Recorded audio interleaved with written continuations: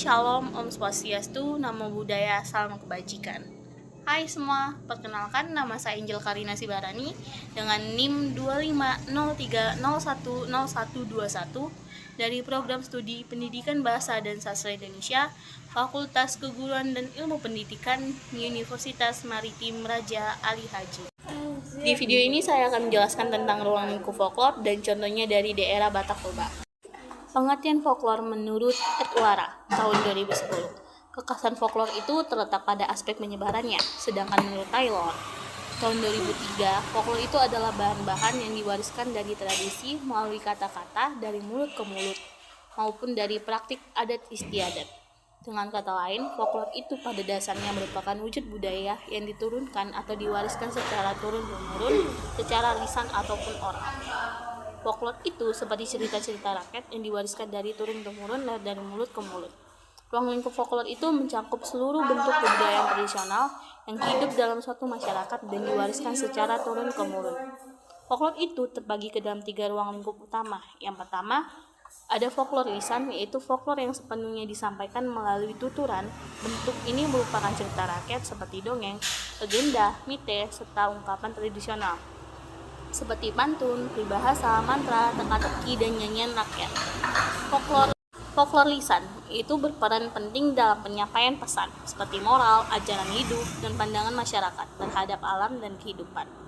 Kedua, folklore sebagai lisan, yaitu folklore yang memandukan unsur lisan dan non-lisan. Kelompok ini mencakup upacara adat, permainan rakyat, serta tarian tradisional, serta berbagai kebiasaan dan kepercayaan masyarakat. Dalam folklore ini, unsur lisan itu berfungsi sebagai penjelas, aturan, atau doa. Sedangkan unsur non-lisan tampak dalam gerakan, tindakan, dan perlengkapan yang digunakan. Yang ketiga, folklore bukan lisan.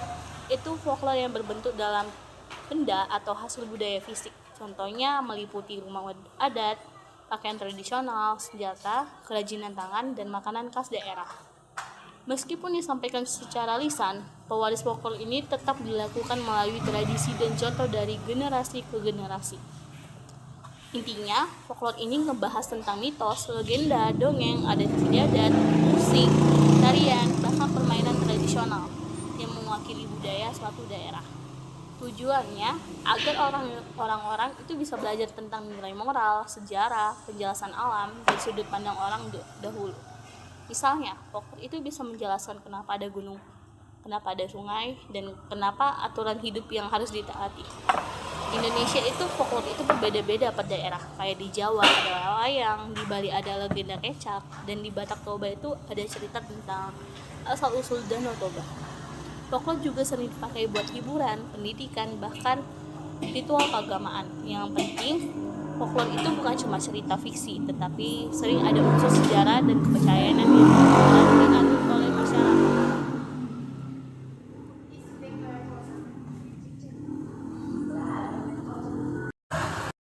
Di sini saya akan mengambil contoh folklore itu dari daerah Batak Toba, yang dimana Batak Toba itu ada di Sumatera Utara.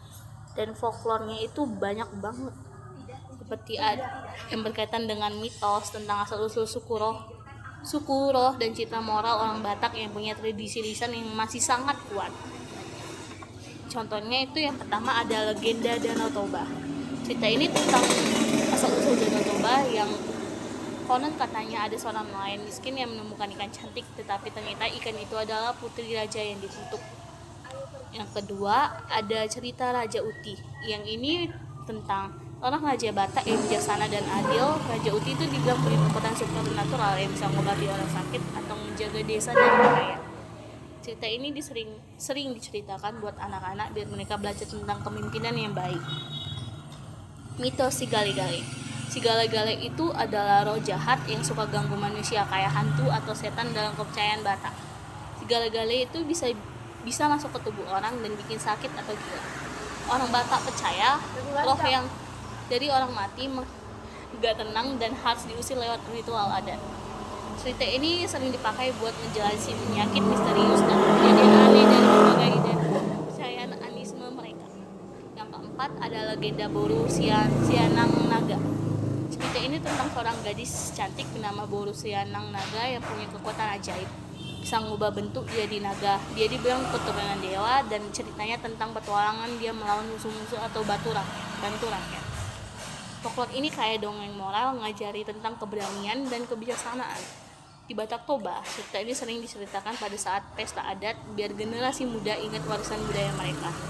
Sekian dari penjelasan dari saya.